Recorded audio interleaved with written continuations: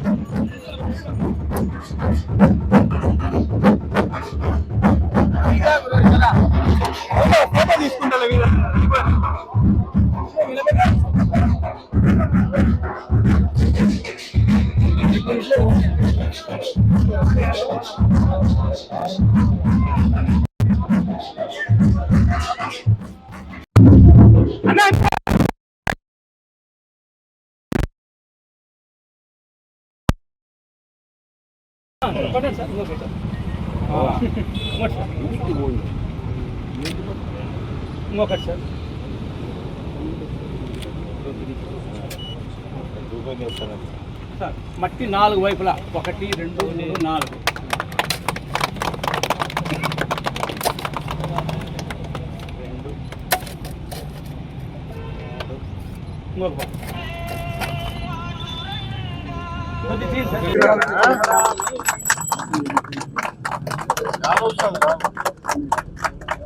Sir కనపడడం లేదా? Sir కనపడడం లేదా? సార్ సార్ సార్ సార్ అన్ని రికార్డ్ అవుతాయి.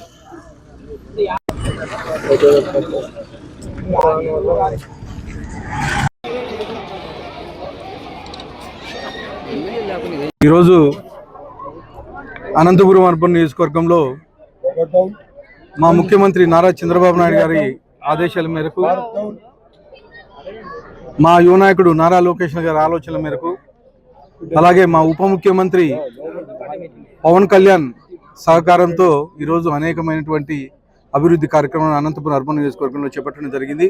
ముఖ్యంగా ఈరోజు ఉదయం నేషనల్ పార్క్లో 2,62,00,000 రూపాయలతో సీసీ రోడ్లు అయితేమి, అక్కడ మౌలిక సదుపాయాలు అయితేమి, టాయిలెట్స్ అయితేమి, ఇవన్నీ ఈరోజు ఒక వరకు 2,62,00,000 రూపాయలు, ఇంకో వరకు 15 లక్షల రూపాయలతో అక్కడ ఈరోజు నేషనల్ పార్క్లో ఓపెన్ చేయడం జరిగింది.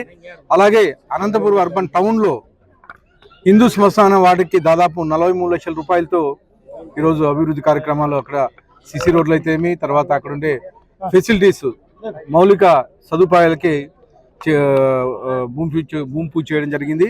అలాగే అంబేద్కర్ నగర్లో మా ఎంపీ గారి ఫండ్స్ తోటి, మా ఎంపీ గారు అంబికా లక్ష్మీనారాయణ గారు ఫండ్స్ తోటి 10 లక్షల రూపాయలు కమ్యూనిటీ భవన్ కోసం చాలా రోజుల నుంచి అడుగుతా ఉన్నారు అంబేద్కర్ నగర్ వాసులు. అంబేద్కర్ నగర్లో కమ్యూనిటీ భవన్ లేదని చెప్పేసి మా ఎంపీ గారి దృష్టి తీసుకెళ్తే 10 లక్షల రూపాయలు మా ఎంపీ గారు ఫండ్ రిలీజ్ చేసి ఈరోజు ఇక భూమి పూజ చేయడం జరిగింది. అలాగే శ్రీకంఠం సర్కిల్లో దాదాపు 25 ఏళ్ళ నుంచి పెండింగ్ ఉండే వర్క్, సీసీ రోడ్డు అలాగే డ్రైన్ 25 ఇయర్స్ నుంచి పెండింగ్ ఉండే వర్క్ ఈరోజు దాదాపు 40 లక్షల రూపాయలతో అధికారిని భూమి పూజ చేయడం జరిగింది. అంటే మా తెలుగుదేశం ప్రభుత్వం ఏర్పడిన తర్వాత ఈ 20 నెలల కాలంలోనే అనంతపురం అర్బన్ నియోజకవర్గంలో దాదాపు 150 కోట్లకు పైగా డెవలప్మెంట్ కార్యక్రమాలు జరిగాయి.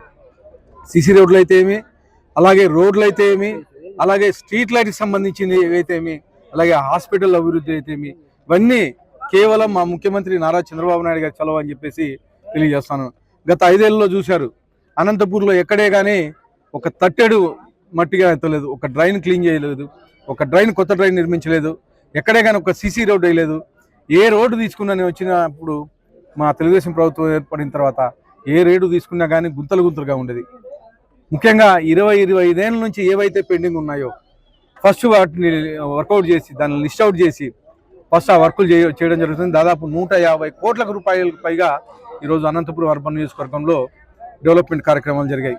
ఇదంతా కేవలం మా ముఖ్యమంత్రి గారి చలవ, మా ముఖ్యమంత్రి గారి కృషి అని చెప్పేసి తెలియజేస్తాను. ఇవే కాకుండా అనేకమైనటువంటి డెవలప్మెంట్ కార్యక్రమాలు చేయబోతున్నాం.